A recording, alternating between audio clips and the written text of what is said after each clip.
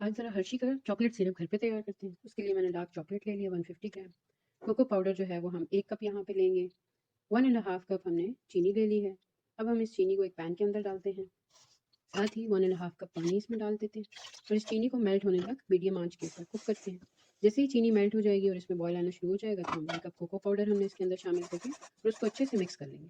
जैसे ही वो पूरी तरह यहाँ पे हल हो चुका है, अब हमने जो डार्क चॉकलेट ली है उसको हम 150 ग्राम इसके अंदर डाल देते हैं। अब यहाँ पे हमने ज़्यादा नहीं कुक करना है, बस हमने 2 मिनट्स तक इसको कुक करना है ताकि इसमें बॉयल भी आ जाए और ये थोड़ी बहुत थिक भी हो जाए। जैसे ही 2 मिनट्स तक हमने कुक किया, हम इसको चूल्हा बंद कर देंगे और इसको ठंडा होने देंगे। ठंडा होने पर अब हम जिस जार्स में या जिस बॉटल में स्टोर करना है उसमें इसको डाल के स्टोर कर देंगे। मेरे पास हर्षी की बॉटल्स ही थी, मैंने उसी के अंदर इसको स्टोर कर दिया और तकरीबन इससे मेरी 1 एंड हाफ बॉटल्स फिल हो गई हैं। बस अब हम इसको स्टोर करके फ्रिज में रख देंगे। आप भी बनाएं, मुझे तो बहुत इसका अच्छा टेस्ट लगा है। चलें, इजाज़त दीजिए, अल्लाह हाफ़िज़।